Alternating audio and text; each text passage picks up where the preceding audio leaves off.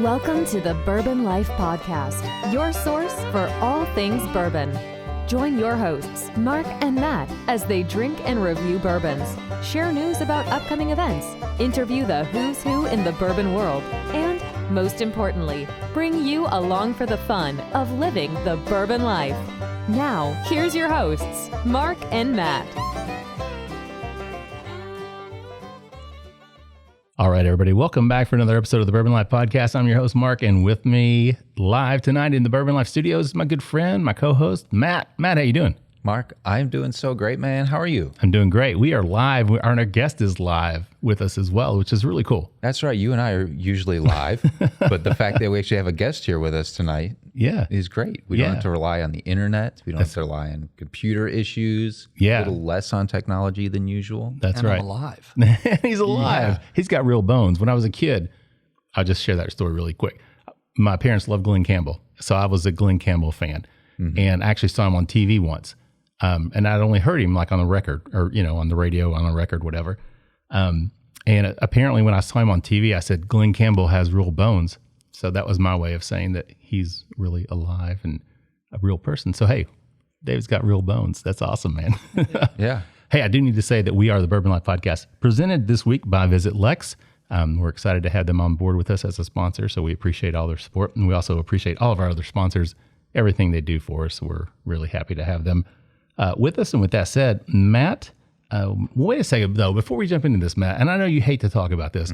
I hate to talk about this. I know, but come on, man. You got a big race coming up. This is coming out Friday, so you got a race on Sunday, right? Yeah. All right. Ironman, Wisconsin. Yeah, a little bit of a race on Sunday. Yeah, it's a big race, man. So this one, you're pushing for the Kona qualification, hopefully. Hopefully. That's the goal. We'll see. Yeah, everybody keep your fingers crossed. And if you're listening to this Friday or Saturday, make sure you can actually get on the Ironman website and track the race, so you can track Matt. That's right. Which I do. I stalk him on Sundays when he's racing, man, just to see how he's doing. So, yeah.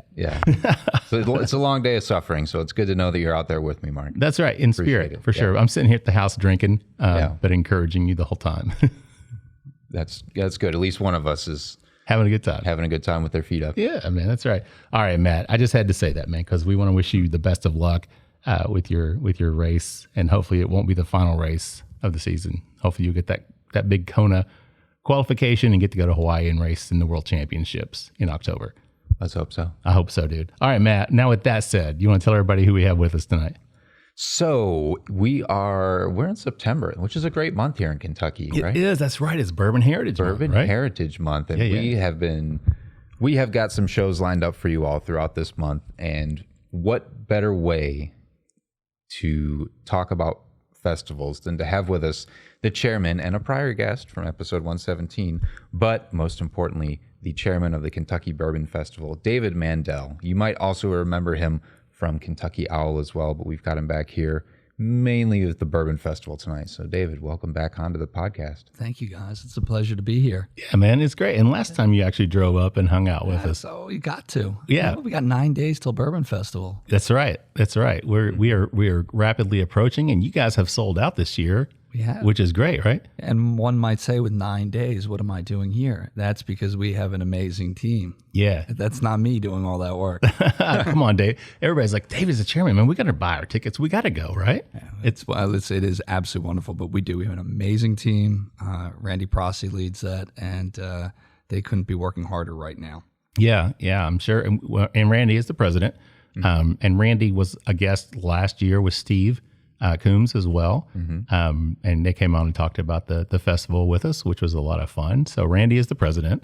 And now he was originally was he at Churchill? He was. He ran operations at the Derby. He built the Gettysburg Craft Beer Festival, ran the Wisconsin State Fair, and, taking the Bourbon Festival now and rebuilding it. And we've got such an incredible runway ahead of us. Yeah. So much more to come. Yeah. Well, that's awesome. Well, we're glad that you could join us.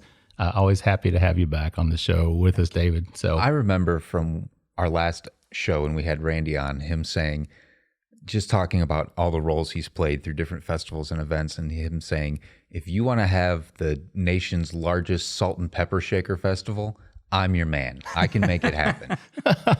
That's like one of the best things I remember about that show and about Randy. And so anytime somebody asks me about Randy or anything with the Bourbon Festival, I always say, look, they've got the guy. If you want the best salt and pepper show you've ever been We did a to. nationwide search for somebody that could come and help us rebuild this festival and reconstruct it and take it to the next level. And I mean, we were really, really, really fortunate to attract Randy and bring him to Bardstown. He's absolutely the right person. Well, that's great. Yeah, he was a great guest. We really enjoyed having him on, and due to my inabilities to process things in the proper fashion, I was unable to get Randy back to join us this year. But hey, David, we appreciate you coming on. Don't be so hard on yourself.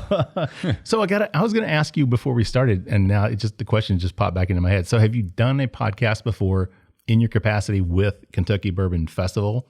Yes. Okay, I just wanted to make sure. I didn't know for sure. So, all right. So I have. Damn it, we're not the first. I can't tell you exactly which one it was. But yeah, I've done a couple of them. Okay, all right. Well, you're a great guest, and we had so much fun on episode 117.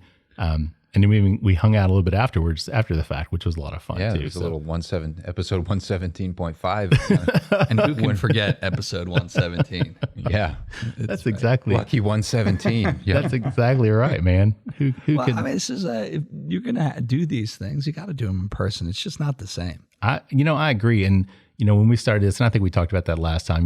We started it in February 2020, and the next month it was COVID, and everything was locked down. So we were forced to go online and do things. And it really opened some doors for us to get some guests that I don't think we otherwise would have been able to get, probably, especially guys from out of state, women from, like Lisa Wicker. She was up in New York and joined us on the podcast. I think Ashley was down in Texas, I think, right? With the circus, Ashley Barnes. Marianne. What? Eves? Yeah, I'm sorry. Ashley is in Louisville. There's Ashley Barnes. I'm sorry. Marianne. Yeah, God, man. Eves, Barnes. You need to get going on that drink. Lord here, have mercy. You need anyway, to write yourself. You're doing fine. But so it helped us obviously get some guests that we couldn't otherwise get. But you know what? It's so true though, because it's just like everything else in the workplace. Not being able to be together. It's a totally different environment, right? We've all experienced that over the last couple of years. But like the camaraderie, the things that happen when you're sitting together, and especially like if you're drinking whiskey together, it's like it doesn't really work as well when you're over Zoom. I agree with that. It's much more. I hate to say casual, but it just feels more relaxed to me. I feel like I'm able just to kind of unwind and kick back and not be so, when you're looking at yourself on a computer screen, it's really weird. And you can hear yourself and see yourself. And Matt mentioned earlier technology issues that come up repeatedly for us. Unfortunately, it seems to be. But yeah, so it's great, man. I'm glad you're here. So let's talk about what you brought something special for us. So let's talk about that real quick, just a little bit. Okay. So I brought with me, this is the Single Barrel Select Knob Creek, 120 proof. And this was barreled in 2012. So this is the official, selection of the Kentucky Bourbon Festival this year. So This exclusive single barrel is what we call the charity barrel. And this is going to be available for those ticket holders that hold the Flask Force VIP ticket. Okay. So this is something that's really special. And then this is part of a collection of 18 single barrels this year. Oh. 18. Have mercy. Damn. Right? Okay. That will be available at the Justin's Spirits Liquor Shop, Bourbon Shop on the festival grounds during the festival. Oh, okay. So they're actually on a little site. bit different this year. Yeah, they are available only at Justin's shop within the festival. Okay. Mm-hmm. So, and we have a good amount of supply. If you remember from last year, the line was, down, like going out of the festival. Yes. I was not there. I had COVID last year during the I know, I couldn't believe it. I was so frustrated. You got to go. Yeah. You brought me back a goodie bag. You, man. But I had a great time. Well, that's nice, Matt. Thanks a lot. But I got that wee Glencairn. I swear that's probably one of my favorite Glencairns ever. You're welcome, by the way. Thank you, Matt. Mm-hmm. Yeah, you brought me my media pass and everything else. So It's still hanging up in my office, as a matter of fact, man. So even though I didn't go, we've got them again. I was there in spirit. That's right. So this is a 120 proofer. And you said 10 years old, or That's right. Right at 10 years old. It was this one was barreled on October 9th, 2012. Okay, gotcha. So right at that 10-year mark. And Knob Creek, and I did some research because I don't know the mash bill right off the top of my head, but from what I saw on the internet, 75% corn, 13% rye, 12% malted barley is the information that I found. And I confirmed that with several different sources online. So I'm going to assume that's correct. I'd say that's probably a fair assumption. Yeah. But, the way I taste it, I think from my palate, I'd say it comes out of warehouse Q on floor 6. Okay. Might even be a row 7, I'm getting. Okay. Just throwing that thought. Yeah, Just reading the label. Either 6 or 7. It might be, yeah. It could have been, like floor 7. yeah, right. So What do you guys think? it could have been by the northeast corridor where the windows shine through, just between 3 and 6 in the evening. Matt, what do you think on the nose, man? It's got, oftentimes with the Knob Creek single barrels, I'll get a lot of peanut on the nose. And with this one, I'm getting a whole lot of fruit. I'm getting a lot of juicy red fruit, a lot of cherry, a lot of strawberry, like a lot of bright fruit, almost like some floral notes, almost like a little rose petal in it as well. But then it's got like nice vanilla buttercream as well, almost like a cake batter.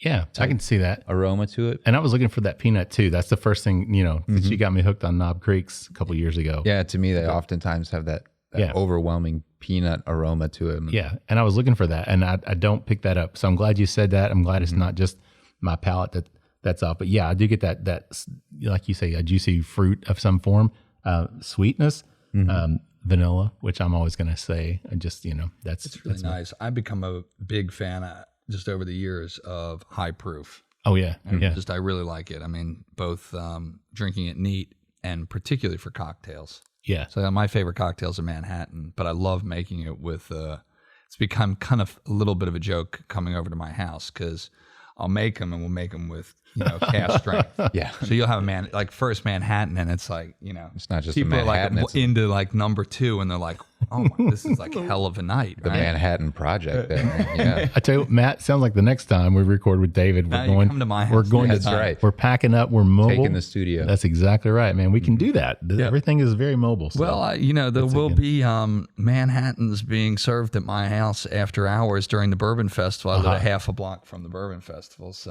that will be the place to stop by. We may hopefully putting that on the radio. Hopefully, okay. Never mind. I'm not going to be there. Yeah, David, doors locked. Don't show up. Yeah, he was just making that up. Lights are out. Lights are out. Don't come by. Nobody's home. No trick or treating here. David, what about you? Do you have anything else in terms of the nose on this one that stands out? Were you on the selection? Did you go on the barrel pick? Okay. I wasn't. That has been one of like the fun things that everybody has had an opportunity to do. I've done a couple of them. Yeah. But that is a really enjoyable experience. Sure. And so what we try to do with that is invite lots of different people. Yep. Across the industry and supporters and helpers of the Bourbon Festival come join in with that. No, this is a beautiful product. Yeah, very, very nice. And we'll talk about the palate. We'll save that to the next round. Is that a good idea, Matt? What do you think? Great idea.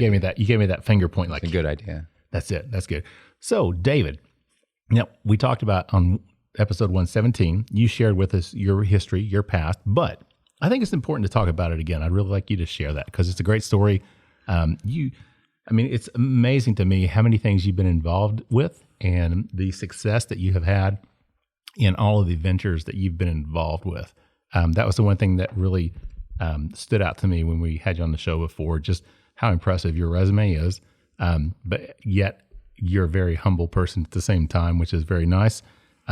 Because some people, you can be a jerk when you get, not you, but when you have a resume like yours and the experience and the success, sometimes that can really change a person. But with you, as I've said before, I've actually been very lucky in my career because I've had the opportunity to work with and learn from a lot of wonderful people that gave me opportunities that you wouldn't normally get at a young age, right? And so whether it was when I was at the law firm and then at the National Transportation Safety Board, Federal Aviation Administration. They were great. I was given wonderful opportunities, and And I tell a lot of younger people too, it's just, you've got to just put yourself in a position to, be ready to take advantage of those opportunities when they come. And are you scared? Sure. Are you nervous about it? Do you think that like you're not ready for it? Yeah, like all of the above. Yeah. But, you just got to go for it. Now, David, I'm going to ask you this question because I often wonder about myself as an attorney. I mean, because there are times I think if I had it to do over again, I don't know for sure that I'd go back to law school. But would you? I mean, if you went back, would I go back to law school? Would you go to law school if you could go back in your life? And knowing what you know now and doing what you've done, would you feel that need to, or that desire? You think to go to law school? So this is really kind of funny. So my father is a college professor, retired from Drexel. In Philadelphia, English professor, and I originally wanted to go to film school. Really? Yeah. Okay. And I had made a movie at the time in high school. There was a film program in my high school, and I sent the film into the Chicago Film Festival, and then I was going to go to Tisch, and my father talked me out of it. Oh, really? He did. Really, I don't even know if he's more of like, you're not going to do that. So talking you out of it, but and it's a great passion. It's something that I really enjoy, and I love the creativity in it. But as I look back on it, and his concern was, what are you going to do with it? How about become Jerry Bruckheimer? Exactly right. Look at that. That's the right answer. Yeah. But I look back on it, and I can't say that I would necessarily do anything differently. I think. You take something from every experience, sure. Right? Yep. And you learn from every experience, or if you do it well, you try to, and you take those skills and then you apply them later. And so what I learned in law school and what I learned as a lawyer and what I learned at, these other places, like everything kind of built up to then starting the vodka company. And then the culmination was creating Bardstown Bourbon Company. Right. Just you take something from each one of those. Sure. So would I do it differently? No, I probably wouldn't do it differently. Gotcha. Well, that makes sense. I mean, I appreciate that answer. But I didn't like practicing law. Yeah, I agree. It's not something I enjoy doing. That's why the Bourbon Life is my outlet. It's my creativity. Yep. It's the fun. But yeah, I agree. After 20 more years than I want to admit. And what kind of law do you practice? Real estate law. Right. So it's not, it's not glamorous. It's not exciting. It's not anything you see on TV. They don't do shows about real estate lawyers. They should. They should. The most boring show in television history. So you were doing the law thing. You had a great experience there. And then you started a vodka company, correct? Yeah. And we started the first caffeinated vodka company, and we started that. I probably told you some of this story before, but I was on a trip with the FAA. And at the time, we were out in LA meeting with Elon Musk. And Elon Musk at the time had the Falcon 9 rocket in a hangar in West Hollywood. This is when SpaceX was just getting started, and FAA regulates suborbital flight. Okay. And so a lot of people don't know that. Everything below orbit is FAA, everything above goes to NASA. Right. And so it was a new area for the FAA. Elon Musk was blazing new territory, and a lot of the federal regulators didn't like his approach to the program. And so we were out there meeting with him, and we developed a really nice relationship with him. But over the course of that evening, everybody went to bed, and I was the chief of staff, and I was traveling with the administrator, and she's a really, Marion Blakey, she's a very neat lady, and one of the things we'd always do when we would travel is I was responsible for finding where we were going to stay. So I booked everybody at the Standard in Hollywood, which at the time was a pretty wild hotel. Mm-hmm. It was you come in and there were dancing models behind glass behind the check-in desk. It was in like a barbershop that was open until 2 a.m. It was like party all night. So when everybody turned in for the evening, I met up with Dan Lind, who was my college roommate. We went out to the Sky Bar at the Mondrian. We were drinking Red Bull and vodka, and this was 2000 and early 2002. And we said, well, why can't we just make alcohol that doesn't make you tired? It's like we looked at each other like, that's a really good idea. Like, how come nobody's done this? Well, I don't know. So we went back and started working on it nights and weekends. And 2 years later, we launched Pink Vodka out of a 2-bedroom apartment on the Lower East Side of New York, which was the first flavorless caffeine and guarana infused vodka. Wow. 80 proof, beautiful product. Yeah, that's very cool. And then you sold that? We did, and I'd love to say that was a success, but it wasn't. We sold it at the downturn in 2008, and we were doing almost 75,000 cases, which was very big, but we'd grown quickly. Big mistake, by the way. Yeah. But, we had a lot of funding, and we were raising money with high net worth individuals that, like, it was fun to go out to the pink events and the parties. And sure. Mm-hmm. But like in 2008, that wasn't fun anymore, right? So like that kind of fun came to a screeching halt, and we either were going to continue to raise money at like a slow clip, or we were going to sell it, and we decided to sell it. And we had what's called a long tail on it. So if we met certain goals with a private equity firm we sold it to, we would have done well. But a little brand called Four Loko came in. Yeah. Caused a lot of mess in the marketplace with caffeine and alcohol, and they put an end to not only further end to the fun, they chopped the tail off. So, the FDA got involved and went after everybody that put caffeine and alcohol. Really, kind of a much crazier story. Yeah, because they sent a letter to everybody that was putting caffeine and alcohol, the brands, and they said, "You have 30 days to prove that the product is safe." This is after we sold it, but so like, first of all, it's like, it's not safe. It's alcohol, right? Right. You drink too much of it, it'll kill you. Yeah. That's the first part. The second piece is like, how do you prove that? How do you prove a negative? So, what happened was the FDA doesn't usually get involved in alcohol and regulation, but they realized very quickly that there were a lot of brands out there that had caffeine in them that they weren't even thinking about. Right. So Bailey's Irish Cream, right. Some pretty big brands. And so they ultimately ended up having to back off of it, but, it destroyed the category. Yeah, I was going to say, the damage was done by that point. And then you got involved, helped start Bardstown Bourbon. Yeah, I came out here in 2013. So Dan and I and our other partner got very involved after we sold the vodka company, we got involved in whiskey. And this is now 2009, and we saw where it was headed, 2010. And with, our primary investor, who was the primary investor behind Bardstown Bourbon Company, Pete Lofton, right. We came out with the idea of building a small distillery. So I moved out to Bardstown, came out there for the first time in 2013, and we developed the company and we launched it. We started in 2014.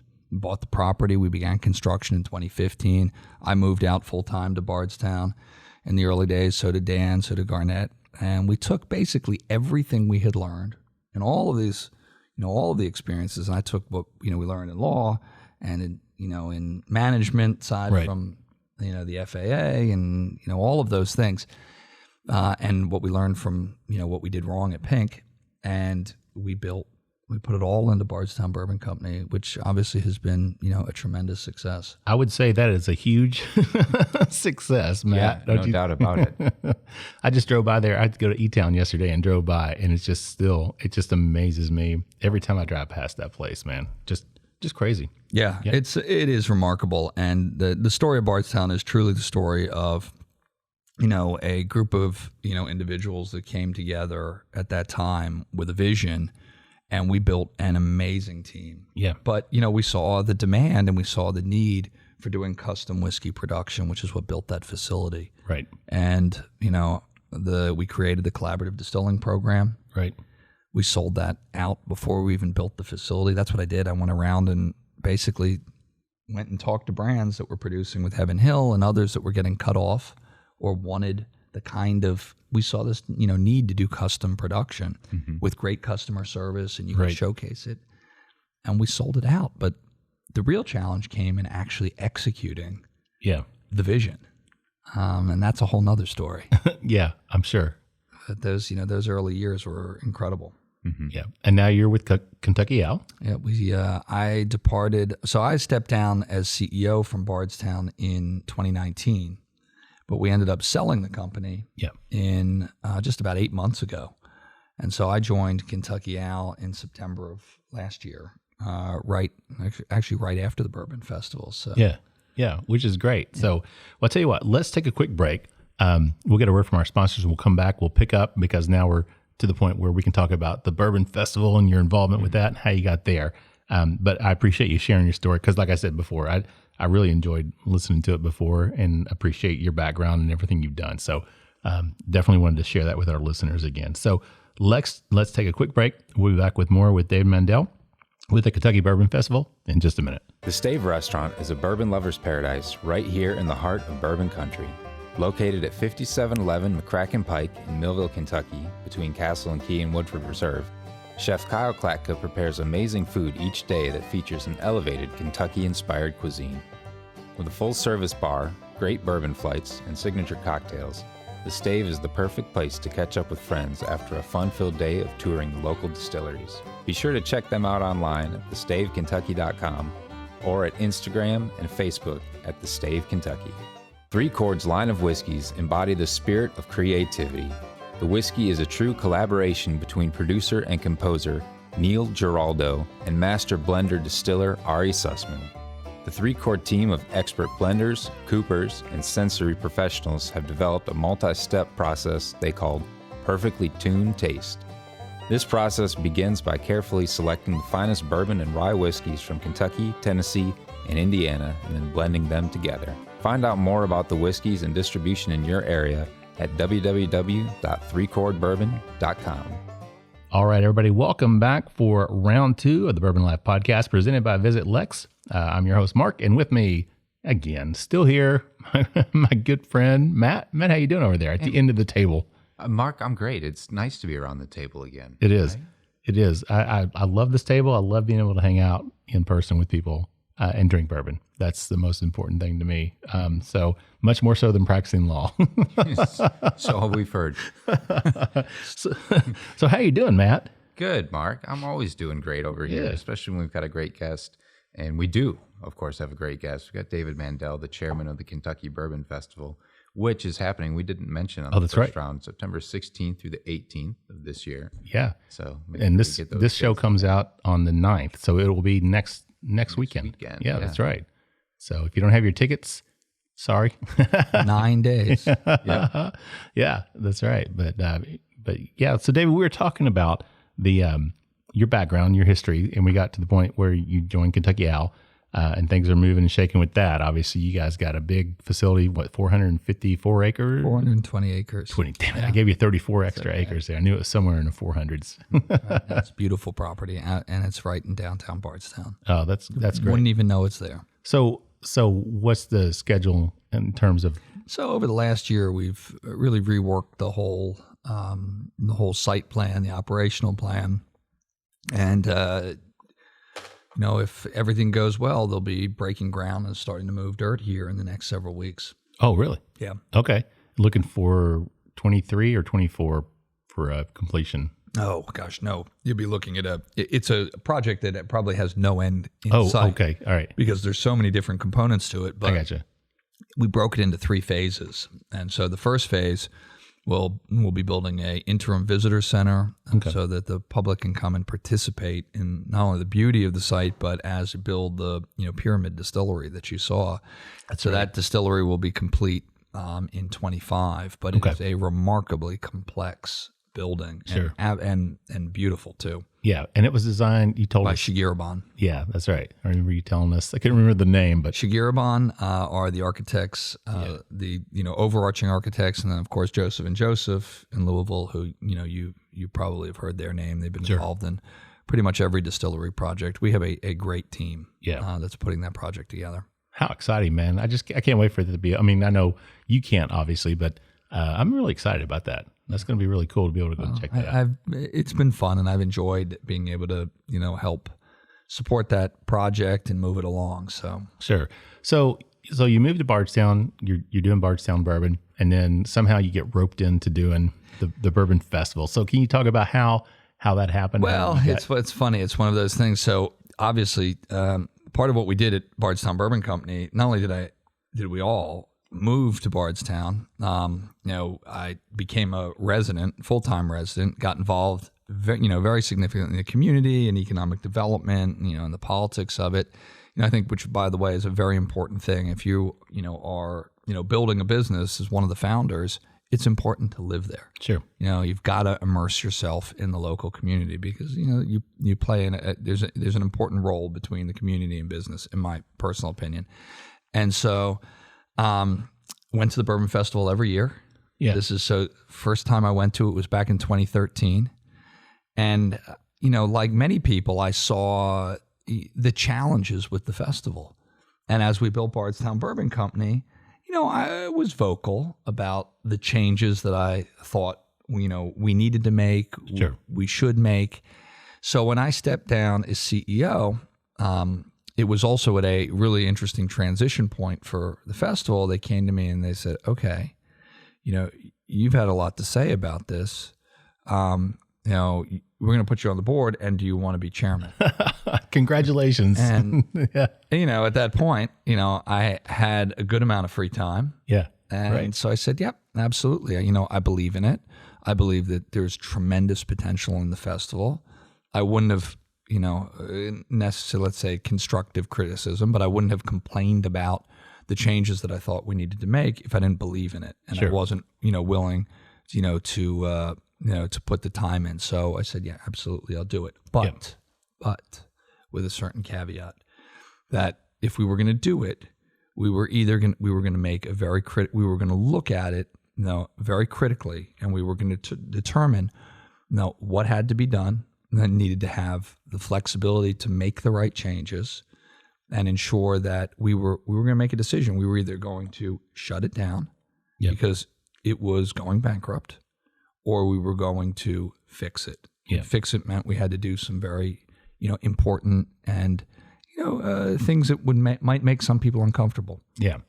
And we can talk about some of those changes a little bit down the road here, but let's kind of talk about the history, because off air a few minutes ago, we were talking, this is the 31st year of the festival, right? I know last year was the big 30th year celebration. Correct. So year number 31. So this has been going on for a long time. Can you talk about the history of the festival? And the festival has an amazing history, and the wonderful people that have been involved, throughout the whole history of it. And so, the Bourbon Festival started, and it's got a long history. There are many people that were involved in the early years of it, including Bill Samuels, who was a very colorful and wonderful figure in helping to develop the festival. But the festival developed very much as an event that was trying to attract more attention around bourbon.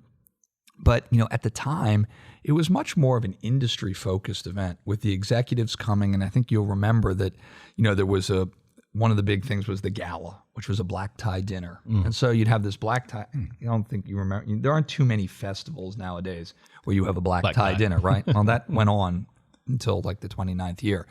So, you wear a tuxedo. And it's great. It had its place in history, and it was a wonderful event over time. But as things progressed, what started as an event for a lot of industry executives and then was a celebration for the employees, it became kind of circled around it. Over time, the festival did not evolve with the industry and with the consumer. And that's nobody's fault. Right. So there's no fault anywhere here. The festival did a great job over many, many years, but you get to a certain point where bourbon then begins to explode. You have tremendous growth. Bardstown becomes, truly the bourbon capital of the world. You have tourism. You have, and you then have a festival where you're still doing the exact same things that you have done every year for the last 2+ decades. And so there's a point at which that doesn't work anymore. Sure. And so the biggest issues were when you really looked at the festival, you had, what we were doing is we were I'm being very straightforward, we were having a party for ourselves. Same people were coming every year. We were selling the same 1,200 tickets to the same folks, a little bit here and there. Yeah. But the problem with that is it's not about money. There's a point at which the distilleries, because of all of the growth that you have, they can't take their whole teams out of their visitor centers, out of the market, to put a 3-day festival on for the same 1,200 people. Right. You've got to bring in new people. You have to expand that. And what we saw was actually something much, much greater. the vision is they're competing festivals all over the country. Sure. We have the opportunity to build an authentic, incredible experience where you bring together enthusiasts from all over the country, right in Bardstown. We got all the master distillers. Sure. We could be drinking together. We could be sampling. We could be tasting. Like, what better event to bring people? Like, that becomes an economic engine for the community. Yeah, I agree with that. And I hadn't gone to the festival, but from what I understand, and friends I have in Bardstown, before it was kind of more like, bring your kids, let's go down to the festival and hang out and have some drinks as well, and do some fun things. But it was more, like you said, it was almost more Bardstown or Kentucky. It was fragmented. Yeah, so here's the way I would describe it. The lawn where we have the festival now was dry goods. Yeah. So the distilleries went out there, they set up booths, and they sold T-shirts. We had a beer garden up until 2 years ago. Yeah, right. So you had beer, you bought T-shirts, and we allowed every other vendor. You could sell insurance, you could sell soap, mops, sponges. Right. It was, in many ways, it was a little bit of like a local fair. Right. But then the bourbon events that were ticketed were off-site. They were in locations, they were in other locations off-site. So it was very fragmented. So when you actually went to the outside area, there was no bourbon at that. And there was no tasting.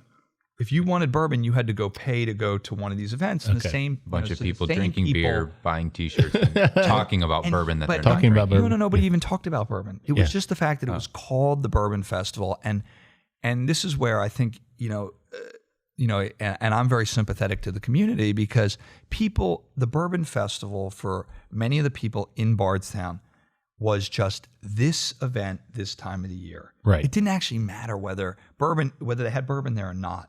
Mm-hmm. It was that this was what they went to. Sure. There was a history around it. I brought my kids. We walked around. There was a band. It was fun. It could have been the Watermelon Festival. It could have been the Salt and Pepper Shaker Festival, right? And the fact that we had to change that is what ruffled a lot of feathers. Yeah, because we talked about that, since we're kind of getting to that point a little bit. We talked to Randy and Steve about that last year. In terms of the feathers being ruffled, and there were some posts on social media and backlash. I think that people were, especially, it seemed to me, more the people that were actually in the Bardstown community that were saying, we used to go to this with Granny and Pappy, and we didn't have to buy a ticket. We just went and hung out and had a great time, and it was free. You could walk in. You didn't, you could bring your kids. Bring your kids, right? But here's the thing. Again, if we're gonna have a serious bourbon festival, sure, you got to be 21 and older. Period. Sure, you got to buy a ticket. Like, we're going to build this, and the vision, and as I describe it, and as I tell people and we talk in Bardstown, we have bourbon 365 days a year in Bardstown. Everybody, this weekend has to become the time that we put on our hats and we're welcoming, tourists from all over the country. Right. This is no longer about us partying. We actually have lots of days. We have events. We have Main Street concerts. We have all of that as community residents. We have to rethink about what we do. We have to be welcoming people from all over the country that are coming in to spend money. They're filling up hotel rooms. They're going to restaurants. This is a massive economic engine for the community, and the kind of economic impact we can have over the course of 4 days is tremendous. Sure. And so it's about reorienting kind of people and thinking about that, and we're moving in that direction. Sure. And that kind of goes back to the whole Bardstown bourbon experience, because you guys came in and, up until that point, most of the distilleries, they had a visitor center. You could go visit, you could take a tour. Bardstown comes in, and it's like this whole experience, like this mind-blowing, go down and check out the restaurant and get great high-quality food at this restaurant, and take this tour and see this beautiful facility and everything's going on. And there was an article, I can't remember where it was written, but they called it the Napification. It was the New York Times. New York Times, the Napification of Bardstown. Right? Yep. And I sat with Clay Risen for that. Okay. That interview, and we built, and there's some interesting parallels here. So when the law changed, because we weren't originally going to build a restaurant, when we designed that facility, that when you go into Bardstown Bourbon, that was a tasting room. And like, you'd have a little cafe and we do our visitors experience, and there was a bar over there where we would close it off and the people's like, why do you have these glass, these movable glass walls? We never used them. But the original intent was everything would take place in there. And then when the law passed in Kentucky and gave us sell by the drink, we said, hold on, we're going to build a restaurant. Yeah. And I didn't know anything about building a restaurant. Like myself, Garnett Black, my significant other, we all got together and we built a restaurant. We had no idea how to build a restaurant. And in 7 months, we built what was called the #1 new restaurant in the state of Kentucky. Yeah. And it was amazing. And, but we saw that we got the flexibility by the legislature and we took advantage of it. We saw the impact that would have not only on the community, but also in drawing people in. Same kind of thing happened with the festival, where, for example, this year, we got the ability to sell bottles. Right. So like you see that, you see those kinds of things and you help bring them about, and you got to take advantage of them. Sure. And they become really, they become amazing opportunities. Yeah. And it just makes sense to me because Bardstown is a beautiful place. There's so many distilleries down there. And the other distilleries are now expanding, creating more opportunities, creating more visitor centric, everything's Heaven Hill, their huge expansion and everything they have down there.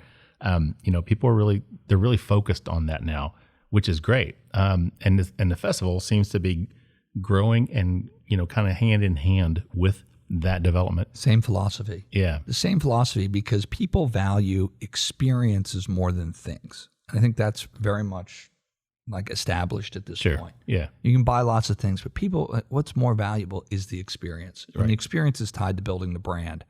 And so we follow that philosophy. That was a driving force of what I pushed at Bardstown, in the early years. And as we developed it, same thing with the festival. If we create the right experience, because you'll hear, it's interesting, you'll hear this a lot. There's an old folklore that exists in Bardstown, which was around the festivals. Louisville is going to try to steal the festival. I've heard all that the time. so many times. I say to people, like, what are you guys talking about? What are you going to steal? Yeah. Like, steal what? You can have a festival anywhere you want. Like, how are you going to steal the festival? I'll tell you how you steal the festival. You don't make it an incredible experience. How do you keep the festival? You make it an incredible experience, one that you can't replicate anywhere else. Right. Because of all of these interesting things you bring together. Now we have centralized place, one ticket. You come in, you can sample all you want, for one low price, basically. Come in and out for 3 days. You've got a barrel rolling competition. We've got an auction. We've got, special edition bottles. Now the distilleries can sell bottles. So as we develop this experience more and more, nobody's going to take that from you if you do it right. Yeah. You can't take it from you. You can't. I mean, you can't take Louisville or Lexington, anybody. They can't take what Bardstown offers. I mean, you just can't. But, I heard that for 5 years. Yeah. Oh, I know. I've heard it. I've seen it. Social media posts, everything. They're going to take it from us. Yeah. Let's talk about the palate on this Knob Creek. We've had a great conversation about the festival. Matt, what do you think, man? It's lovely. Quite honestly, it's got a sweetness to it that reminds me of a lot of the flavors and a lot of the texture that you would get from baklava. Oh. It's got kind of like a nutty, not quite peanut, but maybe like some pistachio or walnut in it. Okay. But then there's also like a nice sweetness, but it's like a sharp sweetness from almost like a caramelized honey. And then there's like a little bit of body from like some flaky dough or a flaky pie crust. Gotcha. And then it certainly has like vanilla and a little bit more oak and maturity coming down the backside of it as well. Yeah, and it's definitely oily. I mean, it coats the mouth, coating the glass. It's clinging on the sides. It's great. Yeah, I agree with that, Matt. It's it's got that sweetness. It gets some spice to it as well because what did it say? 13? Yeah, I think 13% rye. So it's kind of spicy. I don't know that it. To me, I don't know. I drink high proof stuff, so I don't think it drinks like 120 proof. But no, not at all. It's very smooth. Yeah, Matt, what do you think? Is it? I agree with that. Yeah, because on the nose, I was like, okay, I'm smelling. I'm like, I'm not picking up alcohol a lot. Like a higher proof. Sometimes you get that, kind of burns your nose hairs a little bit, right? So I definitely did not have that impact with this. But yeah, I really, really enjoy it. What about you, David? Yeah, I think it's a great product. Yeah. You guys. So who picked this one? Do you know? Was it Randy and those guys, or was it? I'm just going to say yes. Actually, don't know. Yeah, no, that's fine. But now you said you've got 18 total. Okay, 18. Man, that's just, I can't imagine, because we've done a couple barrel picks, and it's kind of, it's fun, but I can't imagine trying to organize 18 barrel picks and get everything put together. And I'll tell you, because Justin's House of Bourbon, which is, one of our wonderful sponsors, they do a great job working with the Bourbon Festival to not only help, us, organize them, but then bring this, product to market. And, there are a couple areas of the festival that we see as huge, huge growth opportunities, for everybody, which are not only these single barrel picks, but the opportunity now for the distilleries to sell. Yeah. And these are the, DSP holders, distilled spirits permit holders, to sell bottles at the festival. It just opens up like a whole world of great marketing. Sure. And that's great. And we were talking about that before we started the Grains and Grits Festival that I'd gone to down in Townsend, Tennessee. My good friend, John Edwards with Dad's Drinking Bourbon. Yeah. He had invited, he was like, "Are you going to come down for that?" And I was Those are great guys. I was like, "I don't know." And he's like, "Come on, I'll get you a pass." I'm like, "All right." So my wife and I, because we love going to Gatlinburg. Mm-hmm. So we went to Gatlinburg for the weekend and went to the festival, and they could sell bottles there, which to me was kind of strange. I wasn't, used to that idea that you could go around and visit these Tennessee distillers and buy their products right there. At the tent. Well, you had to get a ticket. So it's different than what you guys are doing. And we can talk about that. But down there, you get a ticket. And before you left the event, you could collect it. You went to a centralized location and gave them the ticket, and they gave you your bottle, and then you could leave the facility. But now you guys, they can buy. Correct. They buy right at the booth, and you can buy 9 bottles a day. That's awesome. And you said how many? Almost 50? Is that right? We have almost 50 distilleries participating. The DSPs, the distilled spirits permit holders, can sell the bottles. Okay. If you are a non-distilling producer, gotcha. An NDP, you can't sell bottles. You can sample. I got you. Right. Yeah, right. But that's like one of those things. Maybe we'll get that. Maybe we can get that fixed in the law going forward. We need to talk to. Damon. Yeah. Oh, we got Steve Amato. Who's all right. Oh, that's right. Yeah, Steve. Right on our. Yeah. So we can work on that. Yeah, there's a lot of guys you can get involved to get that. But look, these are great things, and they're great changes for the industry. And what I'll tell you is, like, for example, in the festival last year, we had, I would say, no incidents. Yeah. At the Bourbon Festival, like with, you think of like people outside and drinking and all of those things, and you could imagine like all sorts. It is such a wonderful crowd. Yeah. It is such a well-behaved crowd. It is people that are coming that are really there to sample and enjoy. And I can't even imagine, a better group of folks that comes together, and you don't have any issues. Yeah. Everyone is responsible. And I would expect the same thing this year too. Yeah. And it's funny because I was listening to a podcast with Randy that he had done a month or two ago. And he had brought that up as well, that he talked to the law enforcement and everybody, and even with everything, all the different, people could sample all day long, whatever.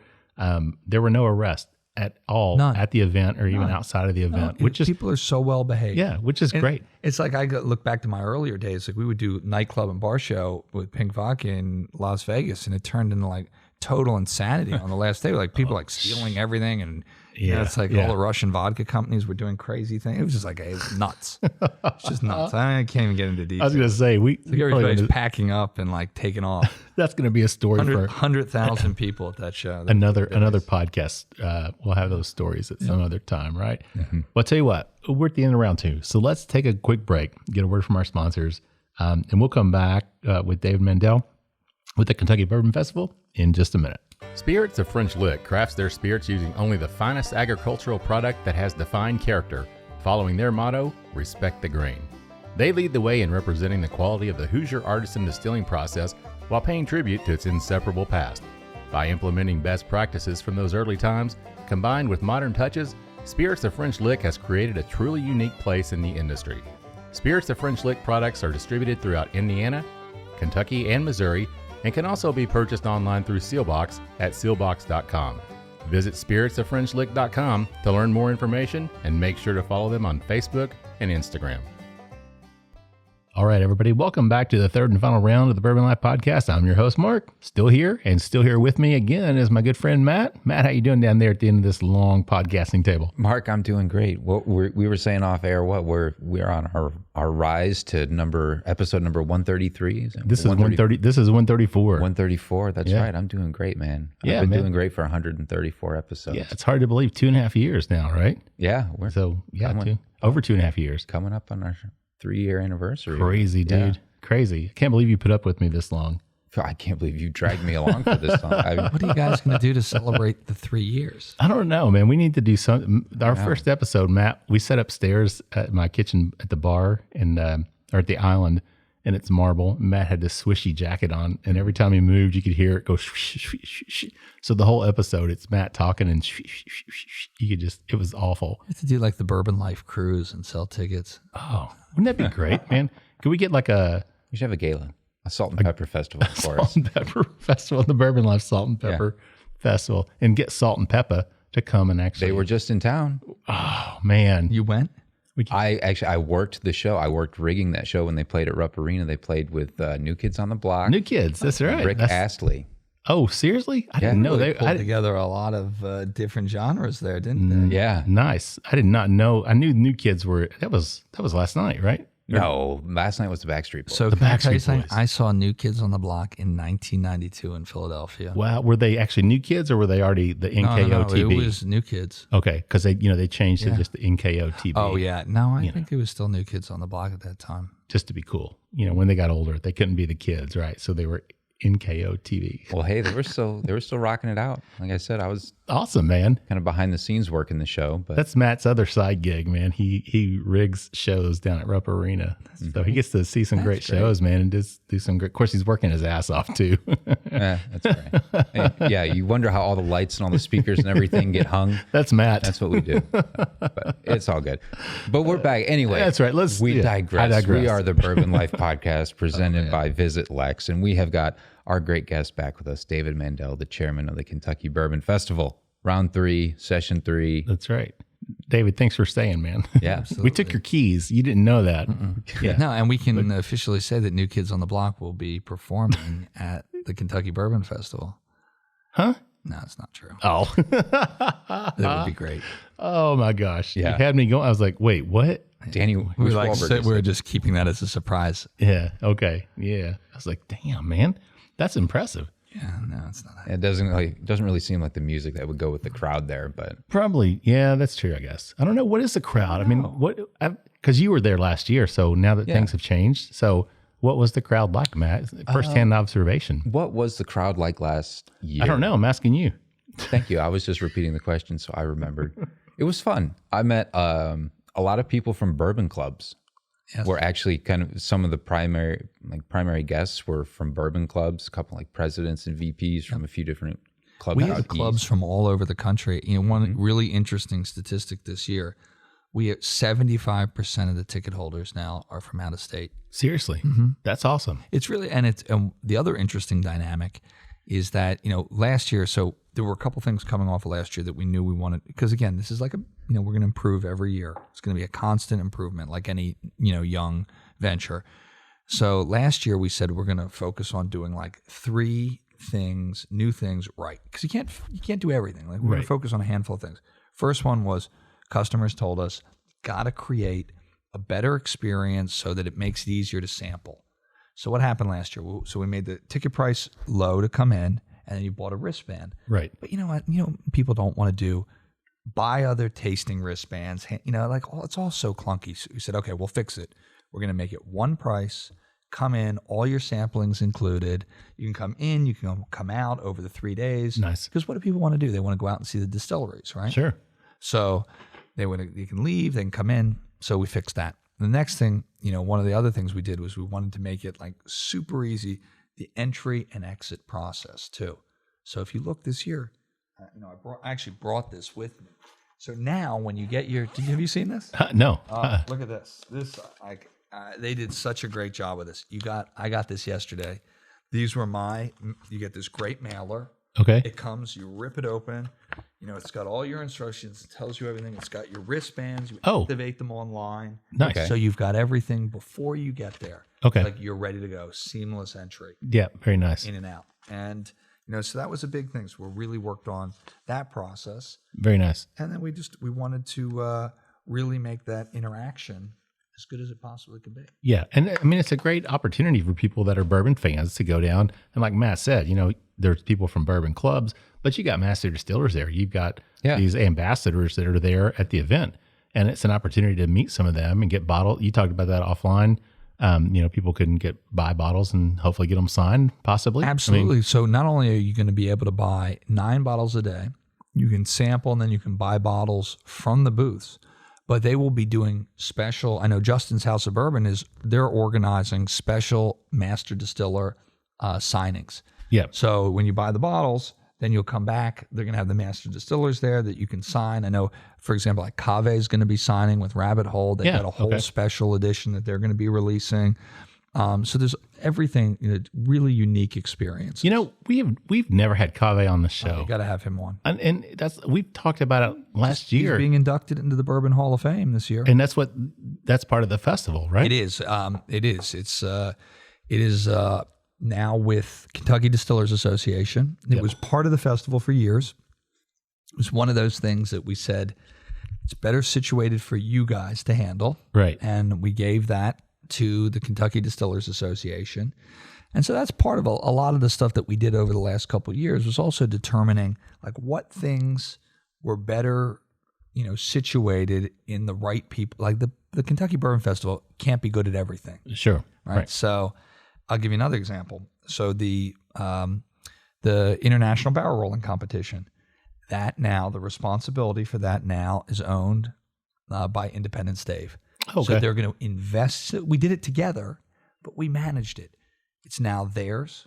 Okay. It has to happen during the festival. They're going to invest in it. They're going to improve the production experience. And Brad Boswell and the team there are just doing an amazing job. That's going to be something that, you know, give it a couple years and you might see that on ESPN. Really? I wouldn't be surprised. So it's distillery. Is it distillery teams that are? It is teams. And the amazing thing behind it is the teams in the distilleries, so they compete internally within the distilleries to get selected to be on the team. Wow. They get on the team, then they compete at the festival. And so like think about the things that you watch on ESPN too. This is like the greatest thing, right? Yeah. It's bourbon, it's rolling barrels, it's competitive. Yeah. You can watch it. Sure.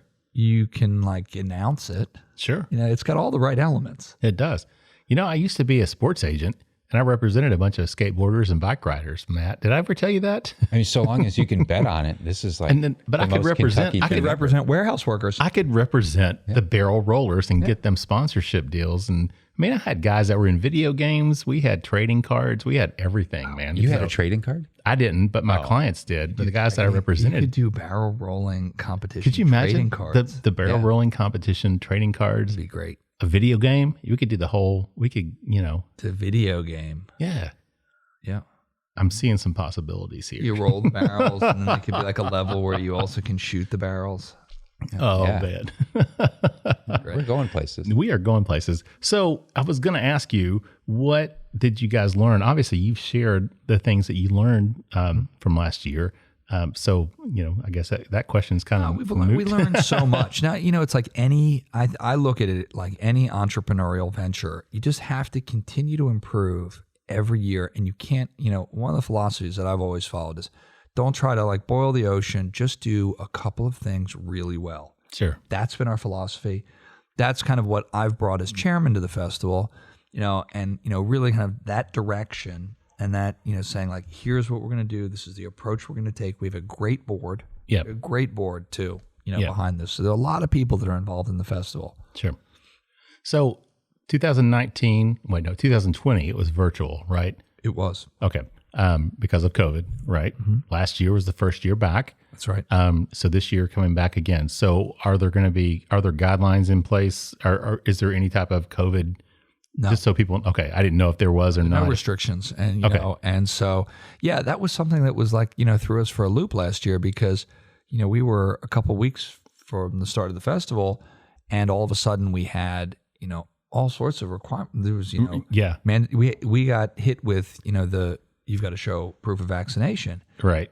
Like, you remember what that was like at the time. Oh, yeah. And so it caused all sorts of issues, whether, like from staffing to, how do you do that? The process, Right. that was like 2 weeks before the festival. Man. Yeah.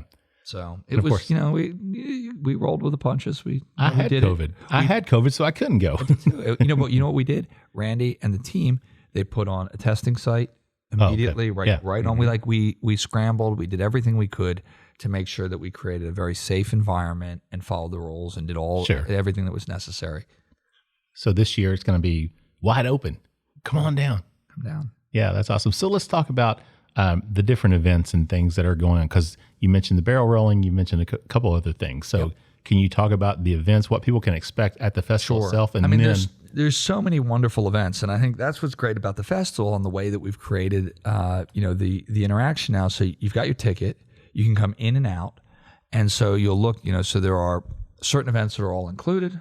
Then there are your premium events, which you have to buy additional tickets for. So there are still a handful of tickets left. So if you haven't gotten those, kybourbonfestival.com, those are for current ticket holders. So for example, Thursday night of the 16th, that's called Bourbon in the Air. It's a VIP reception. So you go out on the lawn where all the booths are. They're open, got special catering, great food. You get to go to all of, the booths.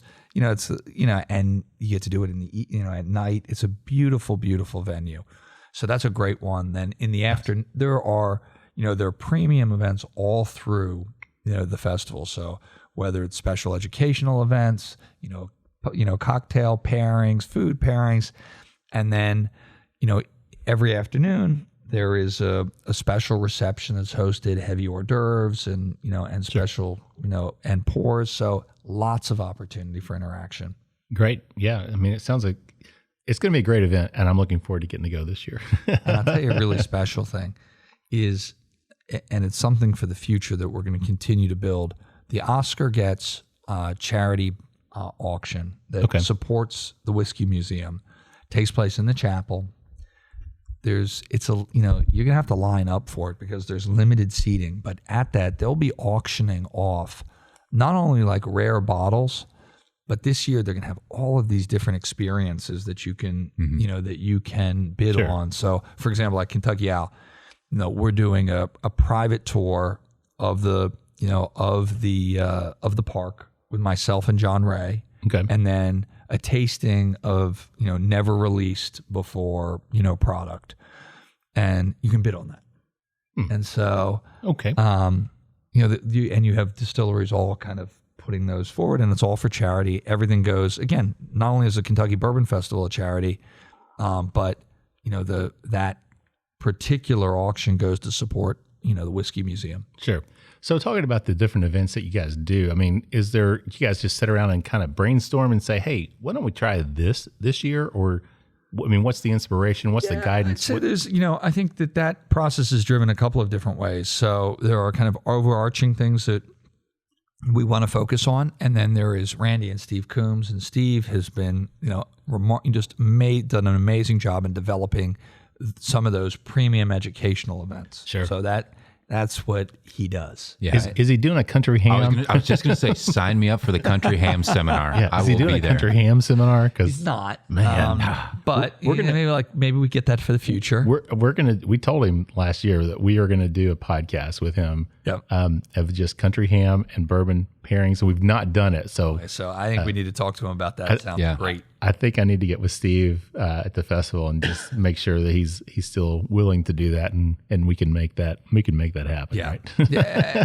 And again, like each year, we just want to keep improving and doing more. Doing things that consumers really want. Sure, and I think that's important. And we talked about that in the first round. I mean, it's a kind of a destination event. 75% of the ticket sales, like you said, are coming from outside of the state of Kentucky. So people are coming to Bardstown.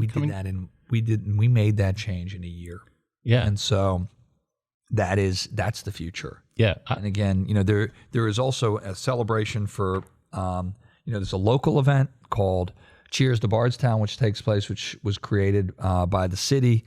to help, make sure that, during the festival that there are also things, we make it a celebration for everybody.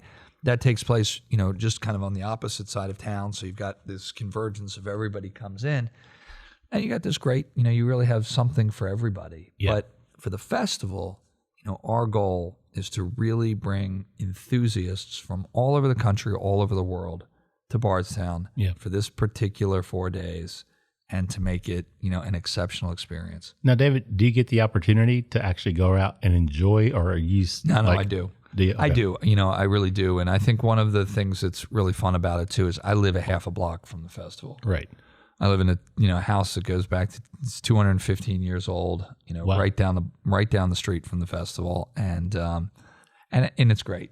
So I get to really enjoy a lot of different aspects of it. Very nice, Matt. We know we're crashing. Yeah, you got that's right. It will be definitely a late night spot. Yeah. So, Matt, I was going to ask you. I mean, talking about being down there and talking to different people, did people recognize? I mean, you and No.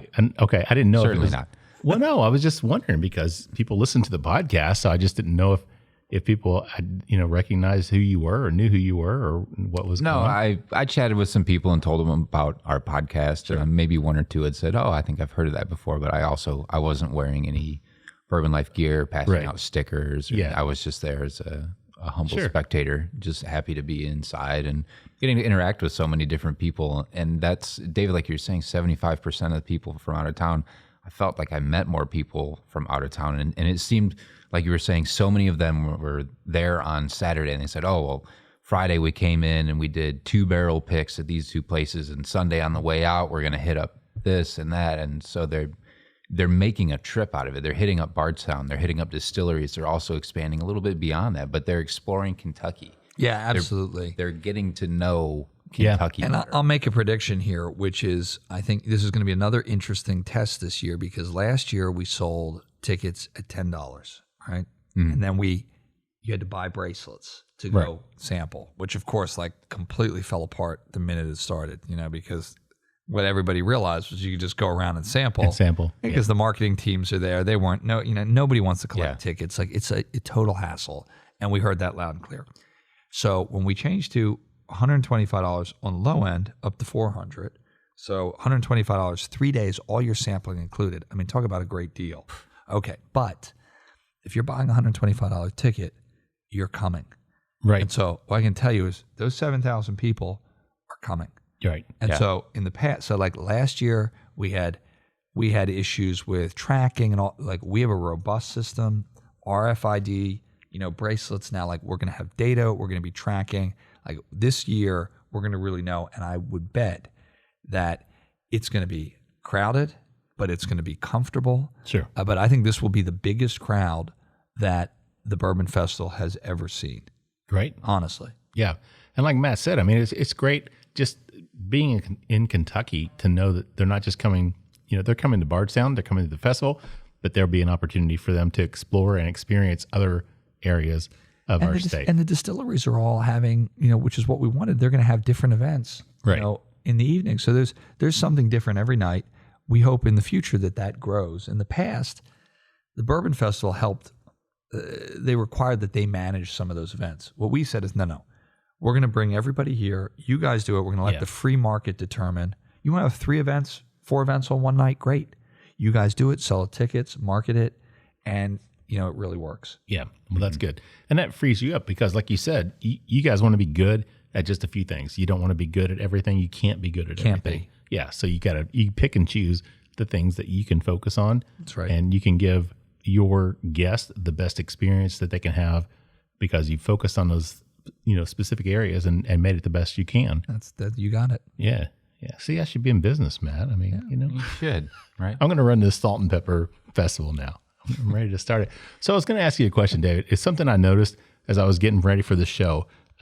Last year, the logo, from what I remember, it was the state of Kentucky, and then it said the Bourbon Festival. And now I think the logo shows the state of Kentucky, but it says Kentucky in there, and it says Kentucky Bourbon Festival. So is that something that has changed? Or It's always tweaking. Okay, all right.